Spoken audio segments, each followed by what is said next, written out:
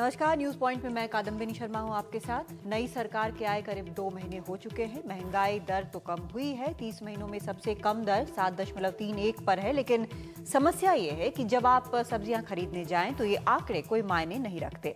पहले लोगों को प्याज ने रुलाया तो सरकार ने कई कड़े कदमों का ऐलान किया, जमाखोरों पर रेड डाला, लेकिन प्याज कंट्रोल में आया तो अब टमाटर मुंह चिढ़ा रहे हैं। मिर्ची भी उसी फहरिस्त में शामिल हो रही है। यानी ग्राउंड सिचुएशन ये है कि खाने पीने पर होने वाला खर्च कम होने का नाम नहीं ले रहा, हर सख्ती के बावजूद। क्या है इसकी वजह है और आगे का रास्ता क्या है, चर्चा करेंगे अपने खास मेहमानों से। लेकिन पहले ये रिपोर्ट देखते हैं।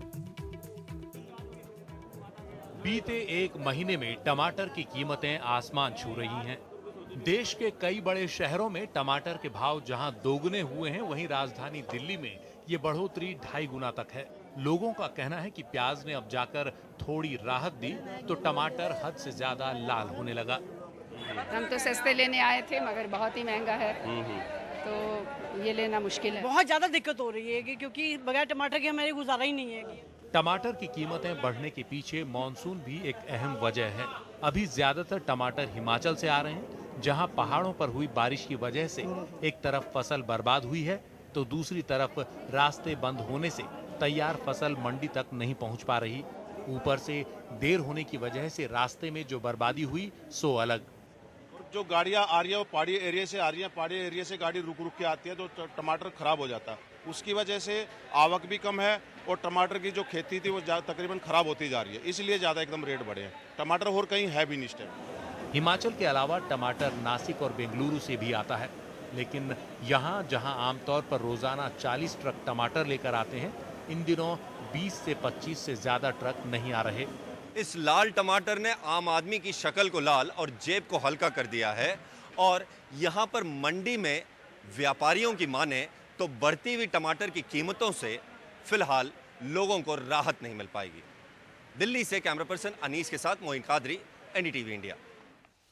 तो आखिर हो क्या रहा है, इस सब का मतलब क्या है और खाने पीने पर खर्च क्यों नहीं कम हो रहा, पहले जैसे ज़माने थे वैसे क्यों नहीं हो रहा। बहुत सारी वजहें हैं इसकी, और जो सरकार कर रही है वो क्या काफ़ी है या फिर इफेक्टिव वो किस तरह से हो रहा है, ये सब जानने की कोशिश करेंगे। हमारे साथ खास मेहमान हैं। पहले आपको बता दें, दिल्ली स्टूडियो में हमारे साथ प्रवीण झा हैं, अर्थशास्त्री हैं, और एक एक पेंच इसका खोल कर समझाएंगे कि पूरी वजह क्या है इनकी। महेंद्र कुमार सनपाल हैं, मेंबर हैं एग्रीकल्चरल प्रोड्यूस मार्केटिंग कमेटी के, यानी कि प्रतिनिधि हैं आजादपुर मंडी के, और ये बिल्कुल जो वहां पर स्थिति है ग्राउंड पर वो बताएंगे। हमारे साथ कैप्टन अभिमन्यु हैं, प्रवक्ता हैं बीजेपी के, कई इनको कठिन जवाब देने होंगे। सलमान सोज हैं, प्रवक्ता हैं कांग्रेस के, उनके पास भी कई सवाल होंगे, उनसे भी कई सवाल होंगे। सबसे पहले मैं आपसे शुरू करना चाहती हूँ महेंद्र कुमार जी, जो लगातार कुछ न कुछ जो प्राइस जो है वो किसी न किसी चीज़ का लगता है आसमान पे भाग रहा है, 200% बढ़ जा रहा है, 300% बढ़ जा रहा है, मतलब लगता है कहीं ये अंत ही नहीं हो रहा है। क्या है इसका मेन, आपकी नज़र में क्या प्रॉब्लम है? नहीं, हमारी नज़र में प्रॉब्लम ये आ रही है, एक तो एक्सपेंसेस खर्चे बहुत ज्यादा बढ़ गए हैं। दूसरा, जैसे अभी टमाटर की प्रॉब्लम आ गई मेन। टमाटर में हिमाचल के अंदर बहुत पहाड़ टूट पड़े, वहां पर सारी ट्रकें जाम हुई है, टमाटर वहां सड़ रहा है लेकिन मंडी तक नहीं पहुंच पा रहा है, और इस वजह से थोड़ी शॉर्टेज आ गई है। जबकि आप देखो, आज से 1 महीना पहले टमाटर 5 रुपए किलो मंडी में था, तब कोई मतलब किसानों को पूछने वाला नहीं था। आज कुदरती है, वहां पर सड़कें टूट गई हैं और माल ट्रैफिक जाम हो गया है और ट्रकें निकल नहीं पा रही है, उस वजह से माल रुका हुआ है, तब ये टमाटर की प्रॉब्लम आई है। लेकिन ये प्रॉब्लम 15-20 दिन के लिए, 15 दिन के बाद बेंगलोर का टमाटर शुरू हो जाएगा और ये प्रॉब्लम खत्म हो जाएगी। लेकिन सिर्फ एक चीज पे रुकती नहीं है, पहले प्याज का हो गया था, उसमें हुआ कि जमाखोरी हो रही है, बार बार ये चीज सामने आती है। नहीं, देखो, प्याज की जमाखोरी तो ये गलत बात है। प्याज का स्टॉक होता है, प्याज की होर्डिंग नहीं होती है, क्योंकि प्याज साल में 6 महीने पैदा होता है और उसकी 12 महीने की खपत है। 12 महीने पब्लिक को प्याज देना है। अगर प्याज स्टॉक नहीं होगा तो उसको 12 महीने पब्लिक तक कैसे पहुंचेगा? अगर हम एकदम से प्याज 6 महीने निकाल के उसी टाइम बेच देंगे तो बाकी 6 महीने पब्लिक क्या खाएगी प्याज को? हाँ, ये बड़ा सवाल है। कैप्टन अभिमन्यु, आप लोगों ने बड़े कड़े कदम उठाए थे, स्टॉक्स की बात भी की थी, क्या जवाब आया राज्य सरकारों की तरफ से? स्टॉक्स की तो बात आप लोगों ने की थी कि आप बताएं राज्य सरकारें कितना इंफॉर्मेशन दिया है उन्होंने अब तक? कादम्बिनी जी, जो आज इन्फ्लेशन का लेटेस्ट जो आंकड़े आए हैं वो मई के महीने के बाद जून के महीने में इन्फ्लेशन कम हुई है, स्वयं आपने अपनी रिपोर्ट में बताया है। बिल्कुल बिल्कुल।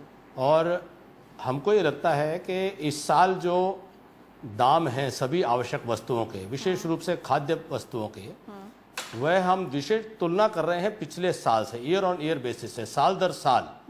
और भारत सरकार ने एक मॉनिटरिंग कमेटी बनाई है, वो जितने भी फूड आइटम्स हैं जो हमारी इस इन्फ्लेशन WPI और CPI के अंदर जो लिस्टेड हैं, उन सभी कमोडिटीज के ऊपर विशेष नजर रखने के लिए, और इस साल टारगेट लिया है कि पिछले साल दिवाली तक जो आम तौर पर ये वस्तुएं बहुत महंगी होती हैं, कम से कम पिछले साल से 50% के दाम पर इस साल उसको रखने का तय किया गया है। उसके लिए सभी आवश्यक कदम उठाने की सरकार ने अभी तक अपनी नीति और अपनी नीयत दोनों को दर्शाने का काम किया है कि प्रधानमंत्री जी ने 2 महीने से कम समय के कार्यकाल में कम से कम भी 6-7 बार एक उच्च स्तरीय मंत्रिमंडल की बैठक केवल महंगाई को रोकने के लिए की है, और बजट के अंदर भी रिफ्लेक्ट हुआ है कि बड़ी बड़ी अच्छी बात है कि कमेटी बन गई। आपने बोला जो आपको जो सबसे सूटेबल लगा, मेरे जो भी मैंने बोला उसमें जो सबसे आपको कन्वीनियंट लगा आपने वो पिकअप कर लिया कि ठीक है, और महंगाई दर कम हो गई है। जो एक चीज और इसमें साथ में मैंने बोली थी वो ये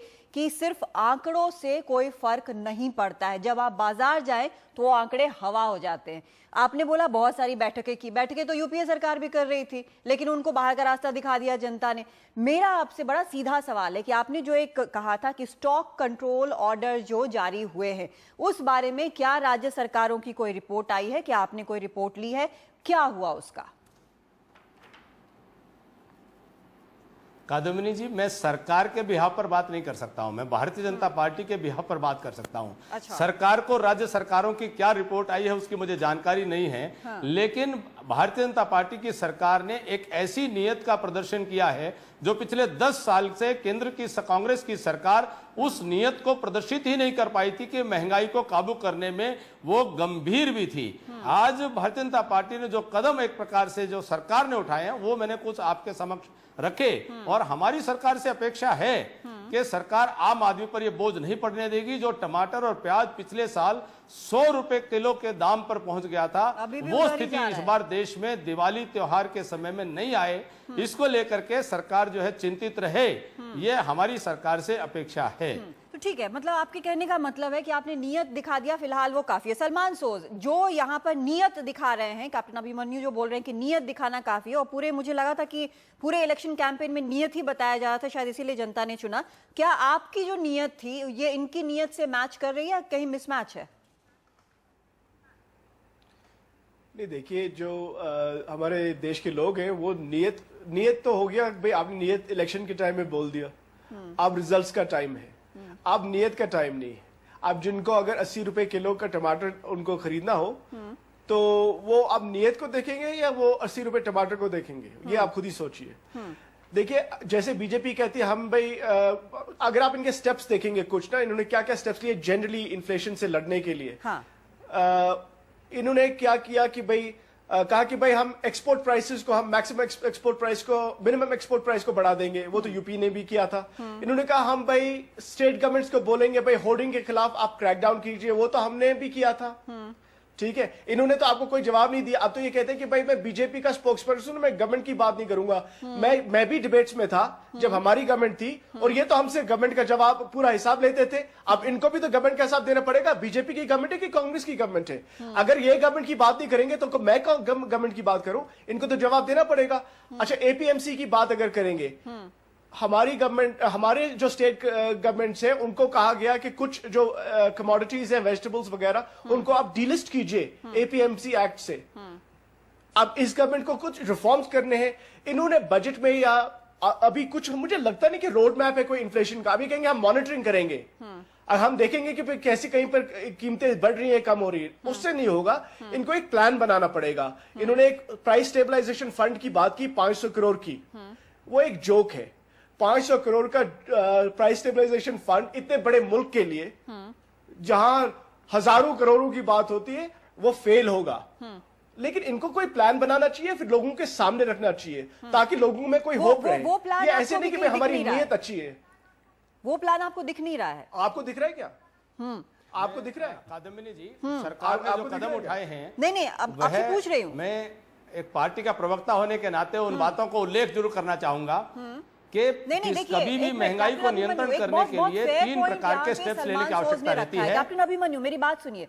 एक बहुत फेयर पॉइंट यहाँ पर सलमान सोज ने रखा है। उनका सीधा सा कहना है कि जो रोड मैप है वो कहीं नजर नहीं आ रहा। आज आप भी वही कदम उठा रहे हैं जो यूपीए सरकार ने उठाए थे, और आज आप भी वही एक्सक्यूजेस दे रहे हैं, लेकिन बात जो है वो वहीं की वहीं पर अटकी हुई है। प्राइसेस जो है वैसे ही बढ़ रहे हैं, दाम वैसे ही बढ़ रहे हैं, और जो एक स्टेबिलाईजेशन है कहीं ना कहीं एबनॉर्मल स्टेबिलाईजेशन है। कादम्बिनी जी, अंतर है। हाँ, मैं उनके इसी सवाल का जवाब दे रहा हूं कि सरकार ने 3 प्रकार के कदम जो हैं महंगाई को रोकने के लिए उठाए हैं, मुद्रास्फीति को नियंत्रण करने के लिए उठाए हैं। इन्फ्लेशन को कंट्रोल करने के लिए आपको फिस्कल मेजर्स करने हैं, आपको एडमिनिस्ट्रेटिव मेजर्स करने हैं, आपको मॉनेटरी मेजर्स करने हैं। मॉनेटरी मेजर्स जो हैं वो प्राइमरीली वो आरबीआई के हाथ में है, लेकिन सरकार ने जो फिस्कल मेजर्स आज करेक्शन के लिए जो किए हैं वो बजट के अंदर रिफ्लेक्ट हुए हैं। उसके अंदर स्पष्ट रोड मैप है। 500 करोड़ रुपए का जो प्राइस स्टेबलाइजेशन फंड है, अब मेरे मित्र सोच साहब इस बात को स्वीकार करेंगे कि 500 करोड़ रुपए का मतलब ये नहीं है कि वो सब्जियों को खरीद करके और उनको फ्री में पहुंचाने लग जाएंगे। जितना गैप आएगा उसको आम आदमी तक वो महंगाई उसका प्रभाव ना पड़े, उसको स्टेबल करने के लिए वो प्राइस स्टेबलाइजेशन फंड का एस्टेब्लिशमेंट किया है। आपने कहां किया था? और दूसरा, 10 साल के अंदर आपने कभी देखा कि स्टॉक्स पे, गोडाउन्स पर, होल्डर्स पर कोई छापे पड़े हों? मैं हरियाणा से आता हूं, पहली बार हरियाणा सरकार को केंद्र सरकार के दबाव में कैप्टन अभिमन्यु, ये मुझे भी अच्छी तरह से याद है। छापे पहले भी पढ़ते रहे, मैं यहाँ पर मारे जाते नहीं, पहले मैं डॉक्टर प्रवीण झा से बात करना चाहती हूँ। कादम्बिनी जी, आप मुझे पिछले 10 साल के अंदर आप रिकॉर्ड चेक कर लीजिए। छापे नहीं पड़ते थे, इनकी सरकार सहयोग करती थी। बिल्कुल पढ़ते थे। वहां पर लाभ दिलाया जाए उसके लिए इनके खाद्य मंत्री, कृषि मंत्री प्रयास किया करते थे। एक मिनट, मैं जरा यहाँ पर डॉक्टर भुगतना था। हाँ, यहाँ पे मैं जरा प्रवीण झा से भी बात कर लूं। जहाँ यहाँ पर सलमान सोज बहुत क्लियर कट बोल रहे हैं कि जो एक मेजर लिया गया है बजट में वो काफी नहीं है, रोड मैप साफ नजर नहीं आता है। लेकिन बात तो फिर घूम फिर कर वहीं आ जाती है। जब मैं बहुत भारी भारी वर्ड सुनती हूँ ना, ये सारे फिस्कल और मॉनेटरी और आरबीआई, तो थोड़ा मुझे डर लगने लगता है। ये मेन जमीन पर इसका क्या मतलब है? देखिए, पहली बात तो ये है, जहां तक सिर्फ तथ्यों के आधार पर बातचीत करें, हाँ। सोच साहब और कैप्टन साहब दोनों अपनी अपनी पार्टी के प्रवक्ता हैं और अपने सरकारों के प्रवक्ता रहे हैं, तो वहां पे आप समझ सकती हैं कि क्यों चर्चा में जो है उनकी खास सोच झलकेगी। लेकिन तथ्यों के आधार पर ये बात स्पष्ट है कि जहां तक नीतियों के बारे में हम कहें या रोड मैप के बारे में कहें, यूपीए और एनडीए में कोई खास अंतर नहीं है। हाँ। जो अभी तक बजट के माध्यम से आया है या और भी जो घोषणाएं इन्होंने की हैं, जो कदम लिए, कैप्टन साहब को मैं बताना चाहूंगा कि पुख्ता आंकड़े हैं कि 10 साल में कई बार छापे पड़े हैं। और उसका जो है, मैं आपको चाहे तो एग्जैक्ट स्टैट्स दे सकता हूं कि किस साल में कितना हुआ, छापे पड़े उनसे पूछ ले। तो उसके अलावा मेन बात क्या है कि जैसा वो एक होना चाहिए ना कि इसको आप कैसे कंट्रोल करने का प्रयास करें।